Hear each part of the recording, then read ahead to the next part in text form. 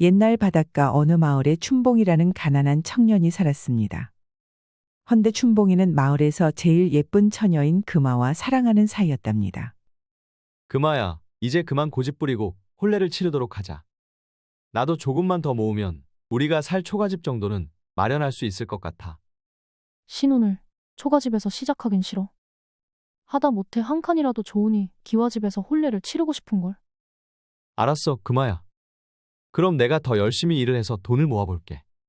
춘봉이는 혼례를 치르고 싶어 안달이 났지만 매번 금아는 더 돈을 모으라며 거절을 하는 것이었죠. 그렇게 1년이 지나고 2년이 지나니 어느새 춘봉이의 나이가 30을 바라볼 지경이었답니다. 무엇이? 금아가 날 버리고 이웃마을 최부자에게 시집을 간다고. 아니 이게 무슨 청천벽력 같은 소리랍니까? 갯벌에서 조개를 줍던 춘봉이는 그 소식에 헐레벌떡 마을로 뛰어왔지요. 불이 나게 금아의 집으로 달려갔더니 정말로 최부자의 가마가 금안의 문 앞에 떡하니 있는 것이었습니다. 춘봉이는 배신감에 온몸이 부들부들 떨렸지요. 의안이, 이 배신자 같은 거 사. 사나이 순정을 버리고 돈 많은 최부자한테 가. 네가 그러고도 사람이냐? 어쩔 수 없잖아. 춘봉이 네가 돈 모으는 걸 기다렸다간 할머니가 되겠는걸.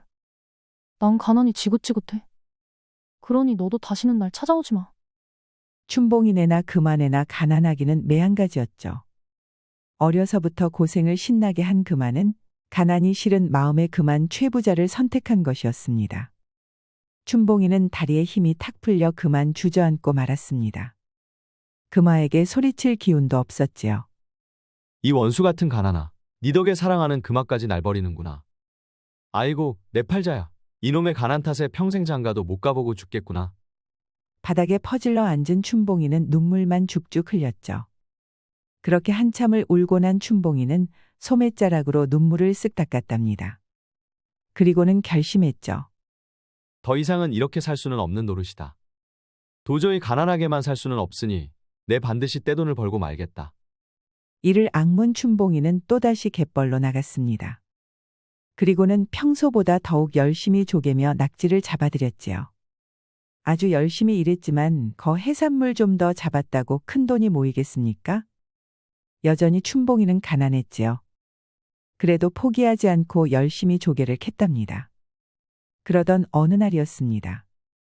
하루는 춘봉이가 갯벌에서 손바닥만한 조개를 잡았는데 아니 이럴 수가. 그 안에 커다란 진주가 들어있는 것이 아니겠습니까? 내 평생 이렇게 큰 진주는 처음 보는구나. 그래, 이걸 한양에 가져다 팔면 큰 돈이 되겠구나. 춘봉이는 이 커다란 진주를 팔아 장사 미천을 마련할 생각이었습니다. 해서 진주를 보자기에 잘 싸서는 곧바로 한양으로 떠났답니다. 춘봉이는 괴나리 보찜 하나 덜렁 메고서는 길을 걷고 또 걸었지요. 그러다 보니 어느새 해가 서산 너머로 저무는 것이었습니다. 배도 고프고 하니 춘봉이는 주막을 찾아 두리번거렸지요. 여기 주모, 국밥 한 그릇 말아주시오.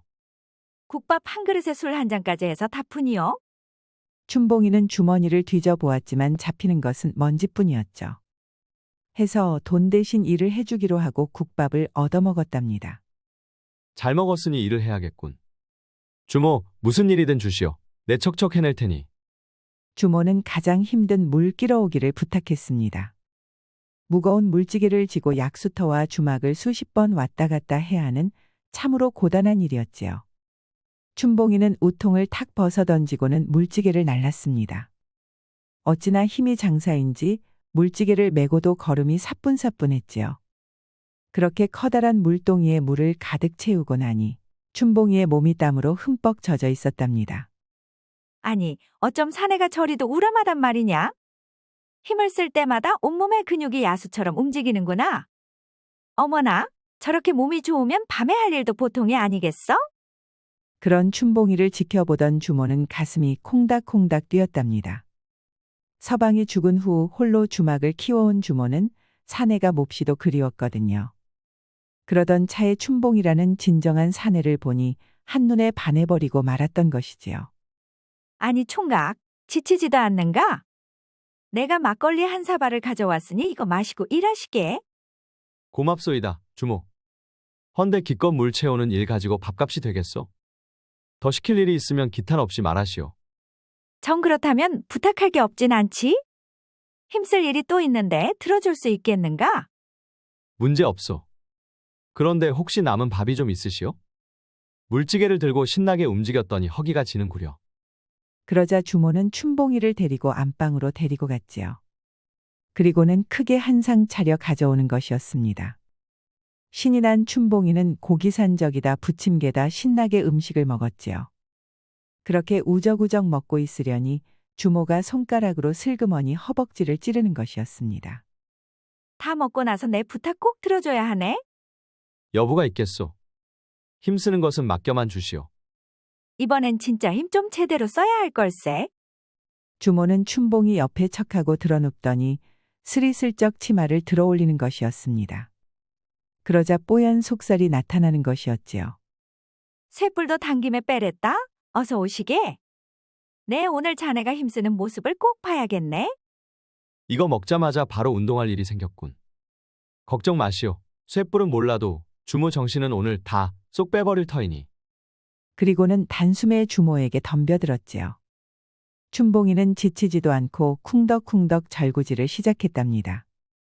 그 힘이 어찌나 좋은지 주모는 춘봉이의 말처럼 도무지 정신을 차릴 수가 없었답니다. 오래간만에 껄쩍지근하게 회포를 푼 주모는 입이 귀에 걸릴 정도로 좋아했지요. 아, 이게 꿈인지 생시인지 모르겠구먼. 내 정신이 아주 나가버렸어야. 그렇게 주모는 춘봉이 덕분에 황홀경을 맛볼 수 있었답니다. 어찌나 기분이 좋았는지 주모는 떠나는 춘봉이에게 먹을 것을 바리바리 싸주었답니다. 한양 가시면 조심하시게. 눈 감고도 코 베어가는 곳이 서울이니 조심 또 조심해야 하네. 주모 충고는 꼭 마음에 새길 터이니 염려 마시오. 높아심에서 하는 말이 아닐세. 요새 한양에 왈패가 들끓으니 무슨 일을 하든 몸조심하게. 그렇게 주막을 떠난 춘봉이는 마침내 한양에 도착했답니다. 여기가 한양이로구나. 이 넓은 한양이라면 내 보물 진주를 사줄 부자가 분명 있겠지. 춘봉이는 한양 장터에 턱하니 자리를 잡고는 진주를 팔기 시작했습니다. 그런데 오라는 손님은 안 오고 웬 왈패들이 몰려오는 것이었죠. 아니, 누가 감히 허락도 없이 장사를 해. 여기가 어디라고 와서 물건을 파는 것이야. 왈패 두목이 말하자 왈패들이 춘봉이를 둘러싸고 몽둥이로 개패듯 후드려 패는 것이었습니다. 화가 난 춘봉이가 맞서 보았지만 왈패들은 한둘이 아니었습니다. 못 이긴 춘봉이는 바닥에 쓰러져 신나게 두들겨 맞았지요. 온몸에 성한 곳이 하나 없는 춘봉이는 힘조차 없었답니다. 두목님, 저는 보찜에서 이런 게 나왔습니다. 흥, 이건 진주 아니냐? 참으로 크구나. 좋다. 이건 가르침을 베푼 대가로 내가 가져가야겠다. 춘봉이를 실컷 때려준 왈패 두목은 커다란 진주알까지 냉큼 집어가 버렸습니다. 못해도 천냥은 받을 아름다운 진주를 아무것도 못해보고 빼앗긴 것이지요. 춘봉이는 너무나 억울했습니다. 어떻게 얻은 진주인데 그걸 냉큼 가져가다니요. 해서 춘봉이는 흙바닥에서 드러누워 대성통곡을 했답니다. 이보게, 대관절 무슨 사연이 있길래 사내 대장부가 시장바닥에 누워 그렇게도 슬피 우시나? 어디선가 아름다운 여인의 목소리가 말을 걸어오는 것이었죠. 춘봉이가 눈을 뜨고 보니 웬 가마가 자기 눈앞에 서 있는 것이 아니겠습니까? 목소리는 가마 안에서 들려오는 것이었습니다. 가만히 뜯어보니 화려한 금박을 입힌 것이 보통 가마가 아니었지요. 춘봉이는 울음을 멈추고 진주를 찾은 것과 그걸 왈패들에게 고스란히 빼앗긴 것을 전부 이야기했지요. 조용히 듣고 있던 가마송 여인은 춘봉이가 겪은 억울함에 크게 탄식을 했습니다. 저런 참으로 몹쓸 것들이로고. 걱정 마시게, 내가 도와줄 터이니. 그러면서 자기 집 주소를 가르쳐주며 거기서 기다리고 있으라는 것이었습니다. 가마는 춘봉이가 대답하기도 전에 멀리 떠나버렸지요. 얼떨떨해진 춘봉이는 일단 여인이 일러준 대로 주소를 찾아가 보았답니다. 여인이 말해준 곳이 여기렸다. 그나저나 정말 대궐 같은 집이로구나. 가보니 웬 대궐 같은 기와집이 있는 것이 아니겠습니까? 여인이 준 주소를 내밀자 손쉽게 집 안에 들어갈 수 있었지요. 한참을 기다리니 마침내 문이 열리고는 한 여인이 들어왔답니다. 아까 왈패들에게 진주를 빼앗겼다고 했었지? 그래, 그 진주가 이것인가? 맞습니다. 그게 제 진주이옵니다. 이렇게 찾아주시다니 정말 감사합니다. 별거 아닐세. 허나 이런 보물을 허투루 다루었다간 또다시 빼앗기고 말걸세. 네, 마님이 아니었으면 10년 감수했습니다. 이 은혜를 어떻게 갚아야 할지. 춘봉이는 여인이 내민 진주를 받아들고는 덩실덩실 춤을 출 기세였답니다. 너무나도 기쁜 춘봉이는 고개를 조아리며 여인에게 인사를 했지요. 너무 그러지 말게. 사내 대장부가 부녀자에게 그렇게 고개를 숙여서 쓰겠는가? 아무리 고마워도 당당하게 행동하게. 얼굴도 좀 들고 말일세. 그제야 춘봉이는 고개를 들어 자시를 도와준 마님을 보았지요. 이럴 수가. 마님은 정말로 천하절색이었습니다. 거기다 기품이 넘쳐서 높은 명문가 여인이라는 것이 똑똑히 느껴졌지요. 그 아름다움과 친절함에 푹 빠진 춘봉이는 한눈에 마님에게 반해버리고 말았답니다. 넋을 놓고 마님을 바라보던 춘봉이는 갑자기 보물 진주를 마님께 내밀었습니다. 아니, 이 사람아, 왜 이러는가? 힘들게 구한 진주를 왜 내게 주려는 건가? 마님, 이 진주를 받아주십시오. 생각해보니 이런 귀한 물건을 저처럼 미천한 것이 가지고 있던 것이 잘못인 것 같습니다. 그러니 마님처럼 아름답고 기품 있는 분이 받아주시면 좋겠습니다. 그게 무슨 소리인가? 이건 자네가 장사미천으로 삼으려던 물건이 아닌가? 내가 그걸 받으면 자네는 어쩌라는 건가? 마님은 한사코 거절했지만 춘봉이는 계속해서 진주를 마님께 주려고 했지요. 결국 춘봉이의 고집에 못 이긴 마님은 보물 진주를 받아들었답니다. 그래도 이런 귀한 것을 어찌 공짜로 받겠는가? 자, 500냥일세. 내가 지금 당장 가진 돈이 이것뿐이니 부족하지만 이걸로 진주값을 치르겠네. 자, 어서 받게. 아이고, 감사합니다요. 이 돈이면 제가 해볼 사업에 충분할 것 같습니다요. 원래는 천냥은 할 보물 진주일세. 그걸 절반 값밖에 못 줬으니 대신 자네 소원을 하나 더 들어주도록 하겠네. 곰곰이 생각하던 춘봉이가 마침내 입을 열었지요. 마님께서 내려주시는 술 한 잔이면 족합니다. 그것뿐인가? 정녕 그거면 되겠는가? 그거라니요. 선녀처럼 아름다운 마님께서 주는 술인데요. 과분할 따름이지요. 잔을 주거니 받거니 하다 보니 어느새 밤이 깊었답니다. 술이 들어간 춘봉이는 평소보다 훨씬 용감해졌지요. 그래서 하고 싶었던 말을 탁 꺼내 놓았답니다. 마님, 처음 보았을 때 하늘에서 선녀가 내려온 줄 알았습니다. 어쩜 그리 아름다우신지요. 정말인가? 자네 눈에 내가 그리도 예뻐 보이던가. 이쁘다는 말을 싫어할 여인이 조선 팔도에 있겠습니까? 기분이 좋아진 마님은 깔깔깔 웃는 것이었죠. 그 목소리가 참 꾀꼬리 같았답니다. 춘봉이는 그런 마님의 모습이 가슴이 두근두근했지요.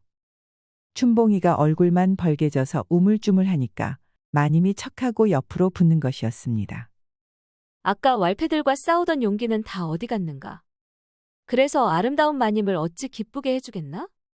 그 말에 춘봉이는 더 참지 못하고 올라타고 말았지요.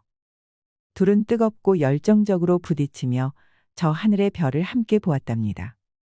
그렇게 마님과 달콤한 밤을 보낸 춘봉이는 500냥의 거금을 들고 명나라로 향했답니다.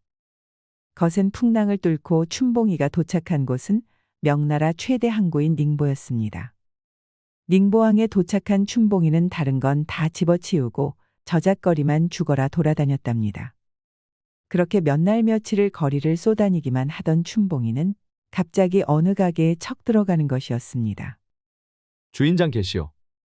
내가 바로 주인이다 해. 어허라, 조선인이로고. 어쩐 일로 우리 가게를 찾았는가? 춘봉이가 찾아간 가게는 그릇가게였지요. 허나 보통 그릇가게가 아니었는데요. 하루에도 수천 점의 그릇을 파는 닝보 최대의 가게였던 것입니다. 이 가게에서 제일 잘 나가는 것이 무엇이오? 가게 주인인 황서방은 어이가 없었지요. 명나라 높으신 가문에서도 이 가게에서 그릇을 사는데 웬 조선 출신 청년이 와서 대뜸 질문부터 던졌으니까요. 하지만 황서방은 그 대담함이 마음에 들었지요. 해서 춘봉이에게 자기가 알고 있는 지식을 전부 가르쳐 주었답니다. 가장 잘 팔리는 그릇은 역시 청화백자다 해. 없어서 못 팔 정도다 해. 그렇단 말이오. 그럼 내가 그걸 가져오면 황서방께서 전부 사주시겠소? 가져올 수만 있다면 얼마든지 사주겠다 해. 헌데 배가 거센 풍랑을 지나오면 도자기가 전부 깨져버린다 해. 그건 내가 걱정할 노릇이오. 황서방은 약조한 대로 사주기만 하면 된다오. 패기가 마음에 든다 해. 꼭 청화백자를 가져와라 해. 청화백자라면 푸른 안료로 그림을 그린 아름다운 도자기였습니다. 바로 조선에서 가장 잘 만드는 도자기 중 하나였지요. 중요한 정보를 입수한 춘봉이는 지체 없이 배를 탔습니다. 그리고는 좋은 술 한 동이를 짊어지고 곧바로 광주 번천리로 향했지요. 번천리는 청화백자를 굽는 가마터가 있는 고장이었습니다. 도기장 어른 계시오? 도기장은 난데 왜 부르시오? 닝보에서 온 춘봉이라 하오. 용건에 앞서 자, 일단 이 잔부터 받으시오. 생전 첨보는 좋은 술의 도기장은 영거푸 잔을 들었지요. 그렇게 넙죽넙죽 술을 받아 마셨더니 얼근하게 취하고 말았습니다. 둘이 꽤 친해졌을 무렵 드디어 춘봉이가 입을 열었지요. 이 가마터의 청화백자가 얼마나 돼요? 못해도 1,000개는 되지. 그걸 왜 묻소? 전부 사겠소이다. 얼마요? 전부 그렇다면 하나에 70푼씩 쳐서 700냥에 드리겠소. 500냥으로 합시다. 한 번에 다 팔면 도기장 어른도 편하고 나도 좋지 않겠소? 도기장은 곰곰이 생각에 잠겼습니다. 하나씩 팔았다간 다 파는데 반년도 더 걸릴 텐데 그걸 한 번에 몽땅 사가겠다니 나쁠 것이 없었죠. 거기다 기분 좋게 술까지 대접받았으니 더 생각할 필요도 없었지요. 도기장은 흔쾌히 청화백자 1,000개를 넘겨주었답니다. 그런데 이 많은 백자로 뭘 하려고 하시오? 닝보로 가져가서 팔아치울 것이요. 명나라 땅에서 청화백자를 비싸게 산다는 거 우리도 잘 알지. 근데 바다를 지나면 10분의 1도 안 남소. 풍랑을 만나면 도자기가 죄다 깨져버리니 조심하는 게 좋을 거요. 그건 내가 걱정할 테니 도기장 어른은 도자기나 얼른 실어주시오. 1,000개의 청화백자를 실은 춘봉이는 곧장 닝보로 향했을까요? 아니었습니다. 아니, 춘봉이는 도대체 무슨 생각이랍니까? 춘봉이는 그 많은 도자기를 가지고 고향인 바닷가 마을로 왔답니다. 그리고는 조개를 잡던 그 갯벌로 향했지요. 파도가 치면 도자기가 깨진다고 했으렸다. 그럼 출렁거리지 않게 만들면 될 것 아닌가. 춘봉이는 삽으로 뻘을 가득 퍼다가 도자기가 든 상자에 부었지요. 아니 그런데 이게 무슨 일이랍니까? 질퍽거리는 뻘이 청화백자 사이사이를 빈틈없이 채워주는 게 아니겠습니까? 덕분에 도자기에서는 더 이상 덜컹거리는 소리조차 나지 않았지요. 그렇게 춘봉이는 뻘을 채운 도자기 상자를 몽땅 배에 실었답니다. 이번에도 풍랑이 심하게 일었지만 춘봉이의 청화백자는 단 한 개도 깨지지 않았지요. 춘봉이는 뻘로 더러워진 상자를 잔뜩 싣고 황서방의 가게로 향했답니다. 도자기를 가져왔는가 해? 아니, 도자기는 어디 가고 고약한 냄새만 나나 해. 거참 기다려보시오. 이 춘봉이가 한 입으로 두 말 하겠소? 청화백자를 기대했던 황서방은 춘봉이가 더러운 상자를 내려놓자 고함을 질렀습니다. 고운 도자기를 기다리고 있었는데 이런 지저분한 상자를 무엇에 쓰겠습니까? 그런데 춘봉이가 뻘 속에서 청화백자를 첫 꺼내자 황서방의 눈이 왕방울만해졌답니다. 멀쩡한 청화백자가 1,000개나 되었으니까요. 기뻐서 날뛴 황서방은 무려 5,000냥을 주고 도자기를 몽땅 사들였답니다. 500냥으로 시작한 장사가 단번에 10배 이익을 남겼지요. 그렇게 큰 돈을 번 춘봉이는 그 돈으로 닝보의 비단이란 비단은 죄다 사들였지요. 그걸 재물포 큰 항구로 가져와 팔아치우니 그 이득이 또 10배가 남았답니다. 그 짓을 몇 번 더 했더니 어느새 춘봉이는 100만 양의 재산을 가진 갑부가 되었지요. 그 돈으로 번듯한 상단을 세우고 사람을 모으니 어느새 100명이나 되는 인원이 춘봉이 밑에서 일하고 있었습니다. 춘봉이는 그야말로 조선 최고의 도자기 상인이 되어 있었답니다. 그러던 어느 날이었습니다. 웬 여인이 춘봉이를 찾는다는 말에 나가보니 마님이 기다리고 있던 게 아니겠습니까? 아니, 마님. 이게 어쩐 일이십니까? 춘봉 대행수. 오늘은 긴히 부탁할 게 있어 이렇게 찾아왔네. 말씀만 하십시오. 마님 부탁이라면 물속이든 불속이든 가겠습니다. 마님의 정체는 의금부의 의금부사를 지내는 조대감의 처 송부인이었지요. 송부인의 말에 따르면 지금 의금부사가 왕의 명으로 해적대를 소탕하고 있다는 것이었습니다. 그런데 해적들이 너무나도 많아 병력이 부족하다는 것이었죠. 헌데 병력을 더 모으려고 해도 나라가 가난하니 마땅히 군자금이 없다는 것이었습니다. 대감들도 고개를 젓더구만. 자기가 쓸 건 있어도 나란 일에 쓸 돈은 없다는 것이었지. 걱정 마십시오. 마님 덕분에 제가 이 자리까지 오게 되었습니다. 제가 어찌 마님 부탁을 거절하겠습니까? 사실 춘봉이도 왈패들에게 큰 횡액을 당할 뻔 적이 있었지요. 때문에 남의 것을 빼앗는 불안당 놈들에게 한 방 먹일 기회를 놓치고 싶지 않았답니다. 그리하여 춘봉이는 재산을 뚝 떼어 10만 양의 거금을 군자금으로 건넸답니다. 그뿐만이 아니라 100명에 달하는 부하들을 인솔해 의금부사의 해적 토벌을 돕기로 하였지요. 며칠 후 해적들의 섬에서 의금부 병사들과 해적들 간에 무서운 싸움이 벌어졌습니다. 처음에는 숫자가 월등한 해적들이 우세했습니다만 갑자기 몰려든 무사들이 금군 쪽에 가세하면서 판도가 뒤바뀌고 말았지요. 결국 금군이 크게 이기자 해적들은 배에 올라타 달아나 버리는 것이었습니다. 그걸 지켜보며 의금부 사람들은 발을 동동 굴렀지요. 그도 그럴 것이 토벌대가 이길 것 같으면 해적들이 바다로 달아나 버리곤 해서 도무지 소탕을 할 수가 없었습니다. 아니, 저게 웬 배냐? 도대체 어디서 나타난 거야? 용기가 가상하구먼. 선장이 누구야? 아니 그런데 이게 무슨 일이랍니까? 갑자기 배가 한 척 나타나더니 해적들을 척가로 막는 것이 아니겠습니까? 바로 춘봉이가 모는 배였습니다. 지금이다. 대포를 쏴라. 춘봉이의 배는 단 한 척뿐이었지만 안에는 중국에서 사들인 대포가 잔뜩 있었지요. 그 많은 포를 한 번에 발사하니 해적선들이 속절없이 터져나가는 것이었습니다. 해적들은 앗 하는 사이에 전멸당하고 말았지요.